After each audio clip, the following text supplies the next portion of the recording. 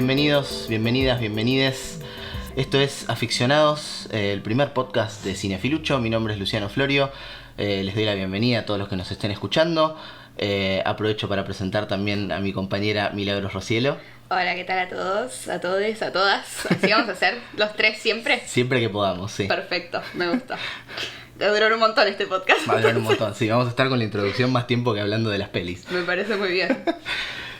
Bueno, les contamos más o menos cómo va a ser la estructura de este podcast. Nuestra idea es seleccionar un tema cada 15 días y hablar de ese tema general. En este caso, en este primer episodio van a ser relatos dentro de relatos y vamos a elegir películas, series, libros, podcasts, etcétera. Teatro puede ser. Puede ser también. Sí, todo, la idea es... todo lo que cuente una historia. Claro, la idea más o menos es ver cómo distintas expresiones artísticas interpelan estos temas, cómo los reflejan, cómo los estudian, y bueno, eso. Exacto.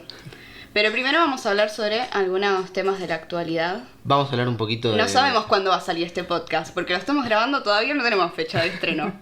No importa, hagan de cuenta como que esto es actualidad. Sí, vamos a hablar un poco de algunos temas que anduvieron dando vueltas esta semana. Nos enteramos ayer, acá todos los que estamos involucrados en este podcast. Hubo muchas mayúsculas en el grupo de WhatsApp. Muchas mayúsculas en el grupo de WhatsApp. Nos enteramos ayer que termina BoJack Horseman. Sabemos que muchos seguidores de Cinefilucho les gusta la serie también, así que si... Pues son gente de bien. Sí, exactamente. Así que si sos uno de ellos, una de ellas... Sos una persona de bien. Sí. Llorá con nosotros. Estás al tanto de esto también. Bueno... ¿Qué decir de BoJack Horseman? 6 años... Yo ya estoy diciendo que vamos a hacer un capítulo especial. Sí, claramente. Le vamos a invitar a nuestro productor estrella. Sí, Mati, al señor Matías Macri. Porque tiene que hablar él. Tiene que hablar él de BoJack Horseman con nosotros, porque si no nos interrumpiría en el mismo podcast y no tendría sentido. Sí. Pero sí, se va a estrenar en 2 etapas. Sí, en 2 etapas. El 25 de octubre se va a estrenar la primera parte de 8 capítulos y el 31 de enero del año que viene la última parte de 8 episodios también. Va a ser una temporada un poco más larga, por suerte. Recordemos que tenían 12 episodios las temporadas habitualmente. Así que bueno, 16 capítulos para cerrar la historia. Sí, una maratón obligada de esta serie. Pero bueno, este es medio una cuestión que anda dando vueltas bastante fuerte en Netflix. Hace creo que 2 semanas aproximadamente anunciaron también que Glow termina, la serie producida por Jenji Kohan, la creadora de Orange is the New Black. Otra serie que amamos. Otra serie que nos gusta muchísimo y que tuvo un camino un poquito más complicado que el de BoJack. Estuvo siempre medio al borde de la cancelación. Le costó encontrar una audiencia fiel, firme. Es que es distinta a todo el resto de las series corales que veníamos viendo. Uh-huh. Como que tenía esta cosa de que era mitad comedia, mitad drama, capítulos más cortitos. No era como Orange is the New Black, que era como un poco más dramática, o sea, todo dramática. Uh-huh. Y tenía esos capítulos, de 40 minutos, con otro tipo de temáticas. Acá era distinto el ritmo. Sí, además transcurre específicamente en una época muy particular, donde hay una revolución femenina muy fuerte. Todo lo de Women Wrestling es difícil de vender también. Claro. Yo cada vez que trataba de decir, tenés que ver Glow, empezaba como, es un grupo de mujeres...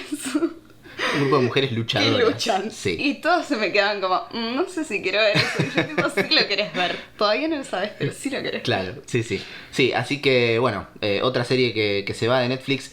Igual es como una sensación agridulce con ambas series. Como que preferimos que cierren bien y que les digan, esta es su última temporada, hagan lo que tengan que hacer. Claro.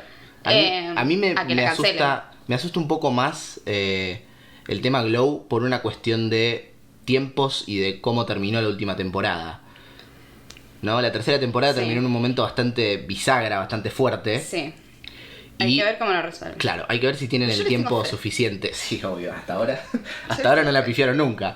Pero bueno, vamos a ver qué sale eso. Pensemos también que Netflix está en un momento bastante particular, tiene más competidores que nunca, y durante muchos años mantuvo una especie de política medio extraña para la producción de series. Era como, venís a presentar una serie, sí, te la hacemos, listo. Sí. Había muy poco requisito, pareciera, para producir algo en Netflix, que además compra muchísimo material de cadenas de televisión norteamericanas y lo transmite en Latinoamérica, por ejemplo, Claro. y en otros lugares del mundo como series originales de Netflix. Exacto. Entonces el catálogo estaba repleto de cosas. Sí.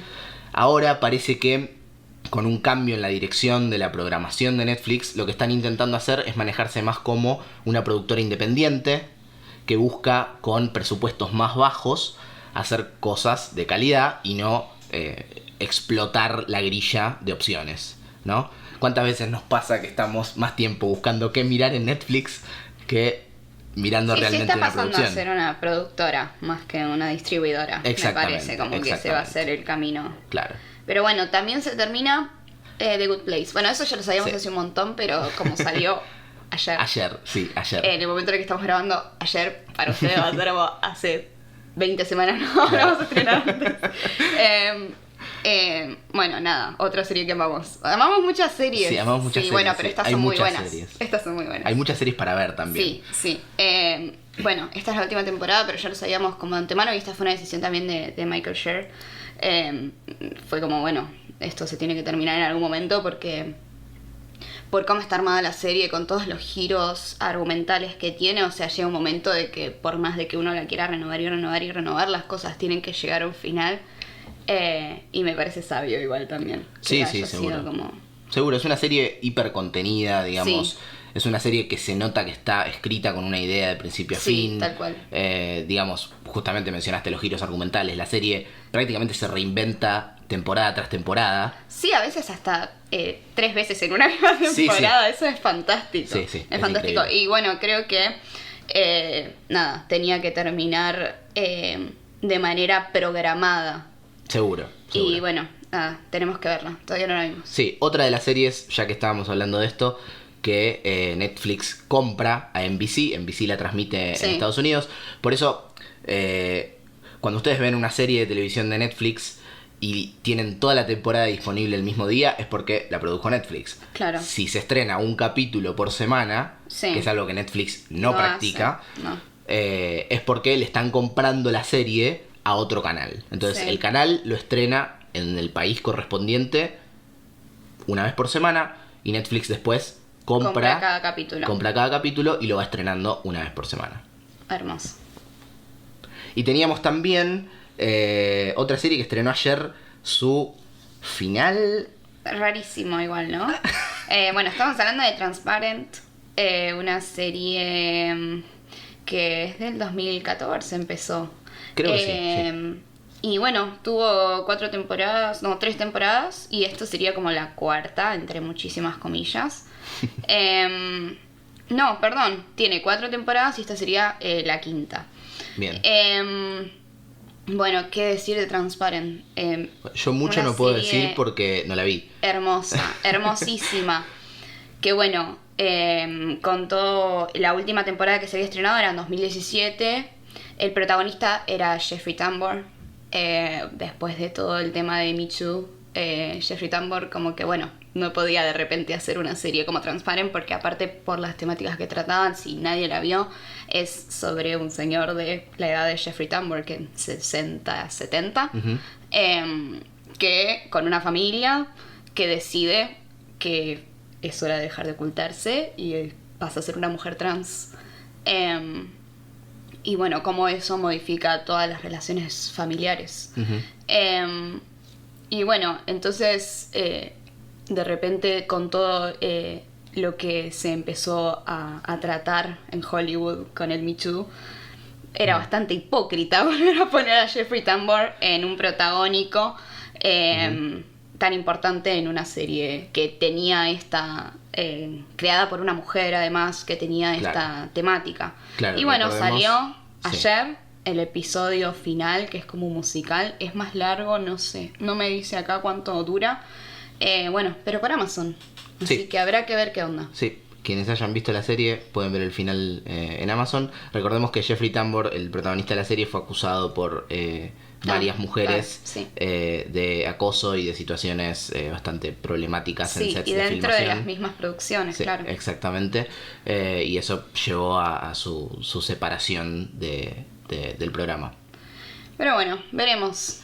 Veremos, muchos finales. Pero esto es un comienzo, el comienzo de nuestro gran podcast. Arrancamos con finales. Bueno, volviendo entonces a nuestro tema principal del día, hoy vamos a hablar de relatos dentro del relato. Tenemos un par de expresiones artísticas, si los queremos llamar así, que vamos a ir tocando. Vamos a hablar de dos películas que son El Gran Pez de Tim Burton y Las Horas de Stephen Daldry. Tenemos también, vamos a hablar un poquito de los simuladores. Porque hay que hablar de los simuladores. Porque siempre se puede hablar de los simuladores. Porque hay que hablar de los simuladores. Y vamos a hablar también de el libro Salvatierra de Pedro Mayral. Primero les queremos contar un poco por qué elegimos el tema de relatos dentro de relatos. O sea, nosotros cuando pensamos este podcast dijimos, no queremos que sea un simple podcast de cine y series donde hablemos únicamente de los estrenos y etcétera, etcétera. Queremos que nuestro eje sea el contenido, sea el tema que cada película o serie trata. Entonces ahí fue cuando lo extendimos a otras disciplinas, porque creemos que lo que más mueve son las historias. Claro. Y nos quisimos poner un poco meta, entonces exactamente. hablamos de relatos dentro de relatos. Bueno, El Gran Pez la deben haber visto. Sí. Si no es todas. Sí, seguro. Es la mayoría. Una película bastante popular para nuestra generación. Es una película fantástica que cada vez que la encuentro, ahora la subieron a Netflix hace unas semanas, cada vez que la encuentro la tengo que ver porque es maravillosa, es hermosa. Sí, yo creo que cada 2 o 3 meses scrolleando en Facebook aparece la imagen de Ewan McGregor con todas las flores. Sí, ¿cuáles eran las flores? No me acuerdo. Bueno, no importa, sus flores favoritas. Sí, bueno, a ver, la idea del Gran Pez, dentro de la trama, lo que nosotros vemos, toda la historia de este hombre y de cómo conoció a esta mujer, de cómo se enamoró, de cómo la conquistó y de todo lo que vino después en su vida, lo escuchamos a través de un relato. Claro, es el hijo escuchando los relatos de la vida del padre. Exactamente. Y cómo esos relatos del padre como modifican la historia familiar, la idea de identidad que tiene este hijo respecto de su familia. Sí, sobre todo la percepción de él sobre su padre, porque tienen una relación complicada porque él siente que el padre nunca dice la verdad. Siente que el padre siempre dibuja la realidad, los hechos de su vida. Exactamente. Entonces siente que no hay una conexión genuina o honesta con su padre porque siente que todo el tiempo está se puede hablar inventando en serio. algo. Claro, exactamente. Se puede hablar en serio. Bueno, y contanos, Lucho, de Las Horas. Las Horas es una película de Stephen Daldry, está basada en un libro de Michael Cunningham del mismo nombre. La historia está dividida en 3 partes. Tenemos por un lado a Virginia Woolf, una autora británica, escribiendo el libro Mrs. Dalloway.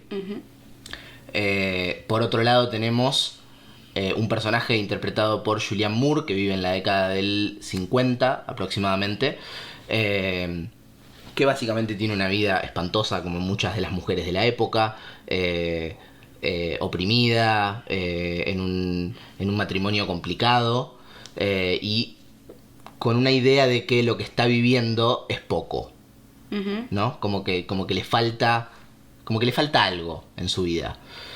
Al mismo tiempo ella está leyendo la novela Mrs. Dalloway de Virginia Woolf. Y por último tenemos a otro personaje interpretado por Meryl Streep, que está en la actualidad. La película es del 2002, así que toda esa parte de la historia transcurre en el 2001, que parece ser una especie de versión moderna de Mrs. Dalloway, el personaje de Virginia Woolf en la novela. Sí, sí. es hermoso cómo entra, aparte, esas 3 historias, los primeros 10-15 minutos de película las une todas, y es Sí, sí. muy, muy bello. Realmente la idea del libro que ganó el premio Pulitzer de ficción en el 99, así que es un libro muy, muy prestigioso, muy respetado en el ambiente literario. Tiene una riqueza narrativa bastante fuerte porque, a ver, lo más sencillo hubiera sido adaptar Mrs. Dalloway directamente, Claro. readaptar la historia que había escrito Virginia Woolf. Pero Cunningham, el autor de la novela, decide darle una mayor entidad. Ser meta. Sí, Como básicamente. nosotros. Hablar del relato al relato. Claro. Le da una mayor entidad porque pone el relato en la voz y en el cuerpo de distintas mujeres en distintos momentos, incluida la propia autora de la novela, en el momento que la está escribiendo. Que aparte, bueno, Virginia es un personaje como que tiene todas sus posibilidades de ser ficcionado, novelado. Sí, digamos. seguro. O sea, por cómo era ella y por cómo se la reconstruye. Nada, es un personaje fantástico y creo que está hermosamente interpretado por Nicole Kidman y su nariz prostética. Y su nariz prostética, sí. Hubo mucho ruido con la nariz de Nicole Kidman. La película estaba producida por Miramax. Miramax era la productora de Harvey Weinstein. Cada vez que veo Miramax es como que ya está, ¿viste? Pero bueno, nada, hizo peliculones. Sí, es verdad. Harvey Weinstein, que fue, para quienes no lo sepan, el primer acusado y el primer caído. Para mí es el protagonista. Sí, es el protagonista del movimiento Me Too. Recibió acusaciones de cientos de actrices por un comportamiento bastante reprochable.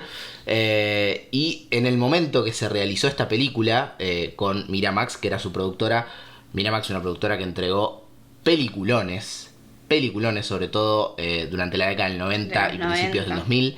Y fue la única que financió las cosas de presupuesto mediano que terminaron siendo los clásicos de los 90. Exactamente. Miramax lamentablemente ya no existe, fue adquirida por Disney y desmantelada. Como todo, básicamente. Como nuestras vidas. Claro, en los últimos años.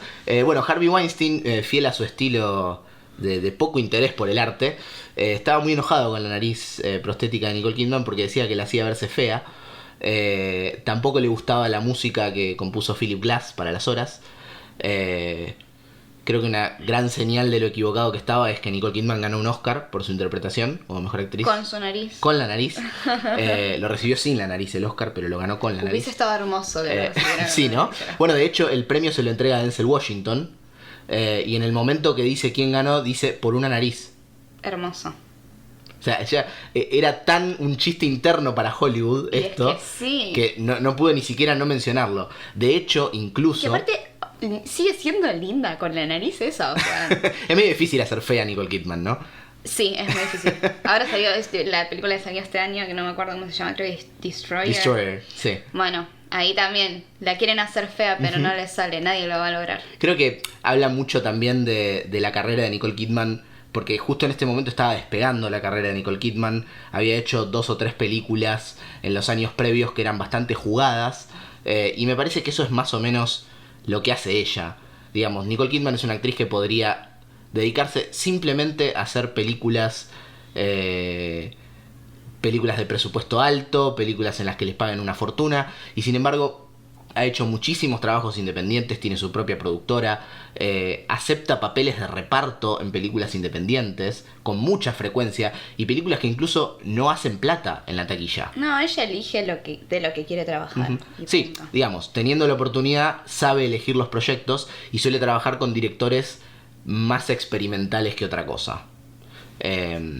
Y bueno, en el momento que se estrena Las Horas, estaba atravesando el divorcio de Tom Cruise, que también era bastante fuerte para Hollywood. De hecho, hay historias, ella misma ha contado que salía de su casa con la nariz puesta para que los paparazzis no le sacaran fotos. Hermoso. Y no se dieran cuenta que era ella.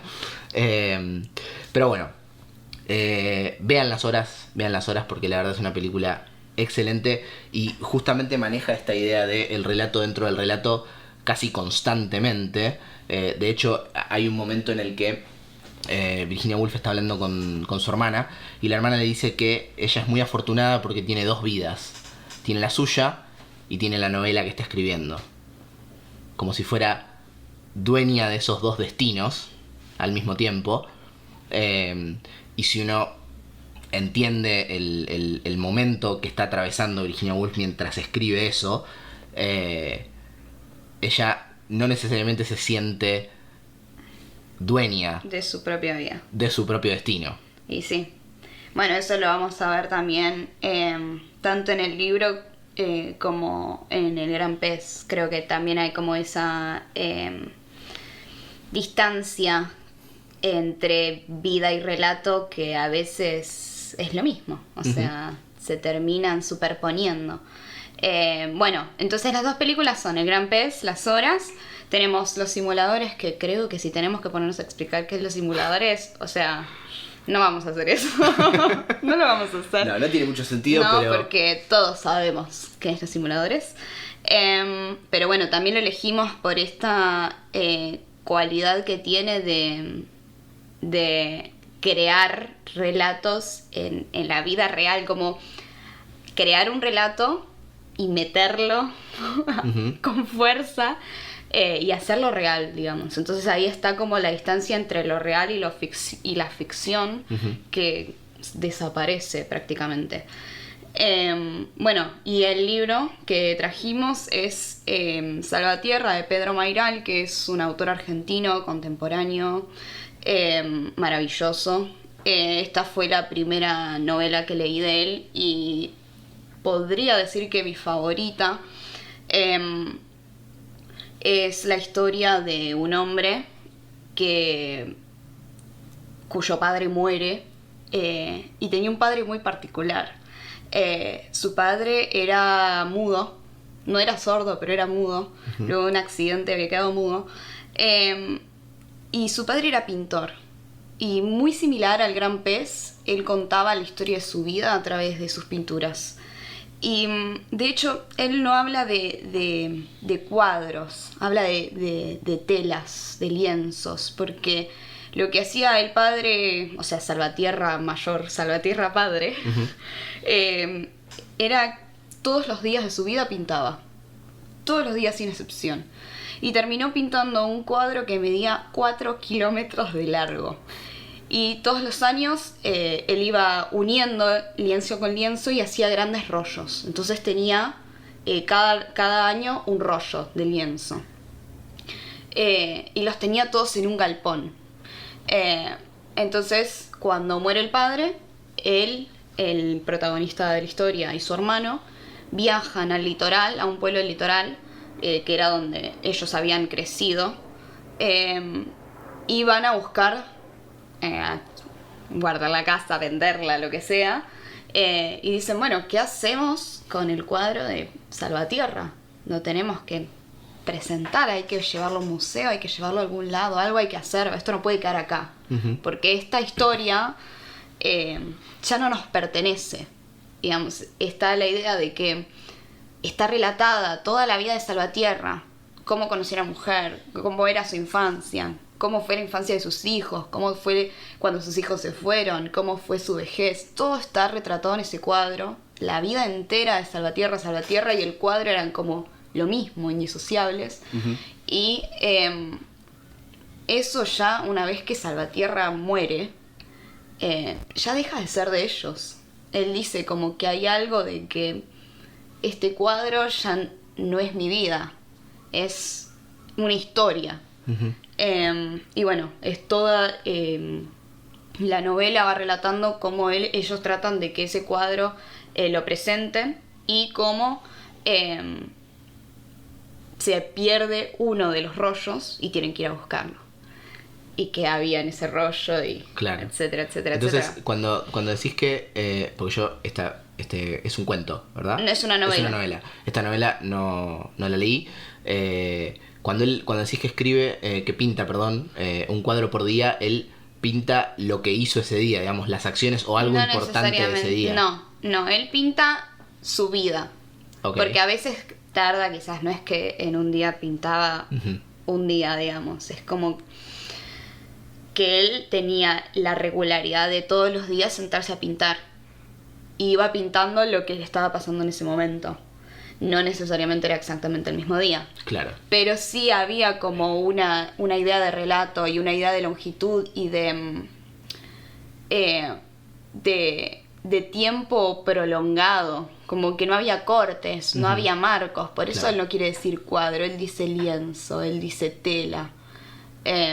Y este rollo que pierden, ¿qué longitud Era un año. tiene aproximadamente? Un año entero. Era un año Mucho entero. tiempo. Sí, creo que el año 61, 62, una cosa así. Se pierde ese rollo. Y sus hijos no tienen ni la menor idea de lo que puede haber ahí. ¿Qué puede haber ahí y dónde puede estar? Claro, ¿Y qué van a descubrir cuando abran ese rollo? claro.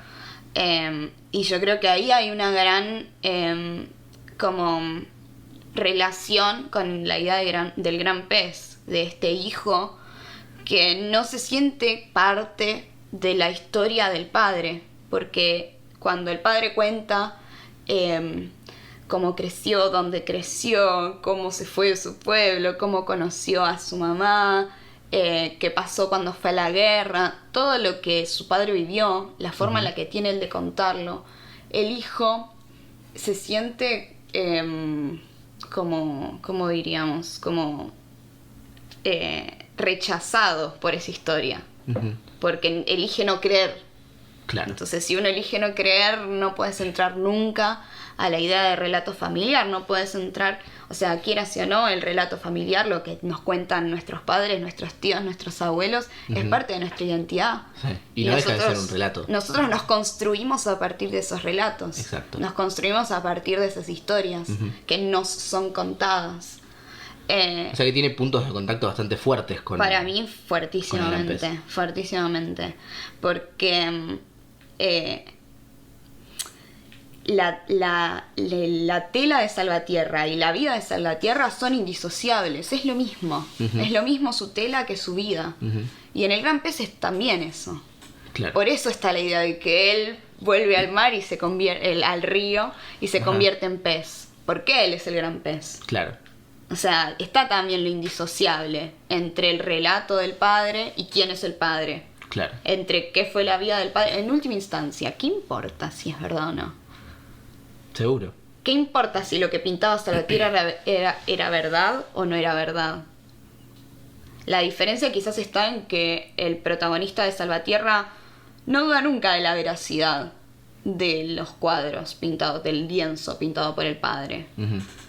Acá tenemos en el Gran Pez un hijo escéptico, un hijo que elige no creer. Claro. Como que se lo personifica como muy poco imaginativo, como esta cosa más seria, más rígida, más de decir la verdad. Claro, la vida es otra cosa. Exacto. El arte es una cosa, pero la vida tiene que ser distinta. Exacto. Como Claro. para la vida hay que ser serio. Exactamente. Y ¿para qué me vas a contar todo esto si todo esto es mentira? Claro, bueno, volviendo por un segundo atrás, los simuladores es interesante porque tiene dos espectadores distintos para cada relato que cuenta. Sí. Porque nosotros somos espectadores omniscientes en los simuladores, Claro. porque sabemos todo lo que está pasando, pero quien se está comiendo el engaño, quien está Hermoso. siendo víctima de la simulación, es otro Es espectador una del vida, relato. es la vida real, no es un relato. Exactamente. Entonces él está recibiendo un relato que es inventado, fabricado con un propósito en particular, pero nosotros, que también somos parte, casi que seríamos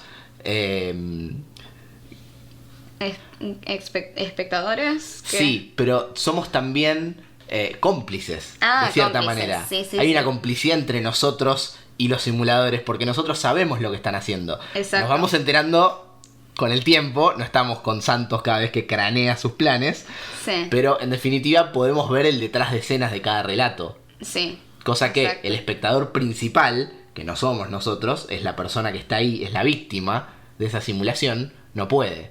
Ujú. Entonces, Cifrón juega muchísimo con esto para conformar justamente un relato que es muy interesante, a veces bastante realista, incluso, porque obviamente hay casos y casos, hay algunos que son exageradísimos, como no sé, ir a engañar a la CIA. Ahí Eso. es hermoso. A la CIA o al FBI, no me acuerdo. Creo que era la CIA, ¿no? Era el FBI, sí. Sí, no, o sea, hay algunos que ya se van de mambo. A mí me encanta el de la NASA. ¿Qué querés que te diga? El de la NASA, Esos sí. extraterrestres. Es fantástico, sí, es fantástico. El del policía corrupto es. Sí, exacto. Sí, no. Para jugar con esto es muy inteligente, digamos. Es lo mismo que pasa en películas como cualquier película de un robo a un banco o películas quizá también como Nueve Reinas, ¿no? Sí. Películas donde hay un personaje que necesita ser engañado, hay un personaje que necesita casi ponerse en nuestro lugar, Sí. ¿no? Como comprar un relato. Exactamente, que es lo que hacemos cada vez que miramos una película, Exacto. si se quiere. Es que ese es el punto, que estamos trayendo ejemplos de situaciones de vidas reales, porque, y lo digo entre comillas porque esto es todo ficcional, donde la gente se presenta frente a un relato y vos elegís la manera en la que te plantás frente a eso. Exacto. Por eso nosotros creemos que, por lo menos yo creo que, vos me contarás ahora, yo creo que lo más importante o lo que yo más, en lo que más me fijo cuando estoy leyendo un libro, cuando veo una película, cuando miro una serie, es qué es lo que me está contando y si esa historia me está interpelando o no me está interpelando. Más allá de lo técnico, que muchas veces son partes elementales de la forma en la que uno relata algo. Claro. Y es lo que hace que una historia llegue a ser lo que es. Pero creemos que esa es la parte más importante.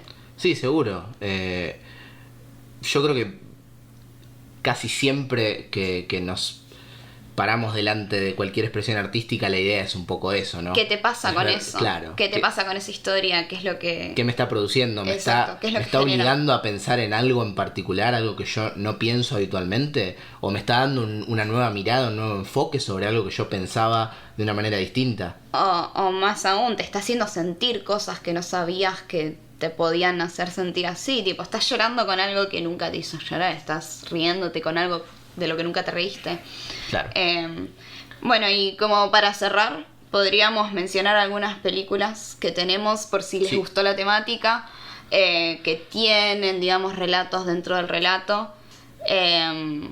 Tenemos La Princesa Prometida, The Man from Earth, The Handmaiden, The Usual Suspects, un clásico de relato dentro del relato, Goodbye Lenin, bueno, The Truman Show, no podíamos no mencionarlas, y The Sting.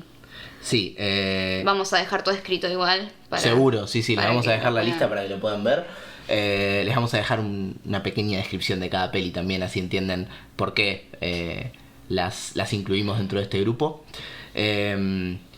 Bueno, muchas gracias si llegaron hasta acá. Y si no llegaron hasta acá, se pierden las gracias.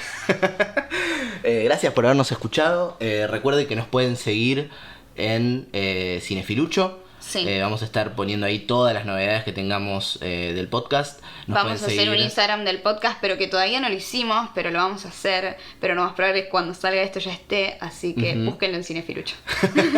En Cinefilucho nos pueden seguir en Facebook, Instagram y Medium, que es donde tenemos el blog. Le queremos dar las gracias al señor Matías Macri, producción y sonido. Para avisarnos que nos estamos pasando de tiempo. También. Bueno, y podemos darle las gracias también a Mar, Margarete Cortines, que Que- nos hizo el logo. que nos hizo el logo, que también se ocupa de la gráfica de Cinefilucho. Y bueno, reiterarle las gracias a ustedes por habernos escuchado. Gracias, Mili, por participar. Gracias a vos por participar. Gracias a todas por participar. Y bueno, nos estamos viendo. Adiós.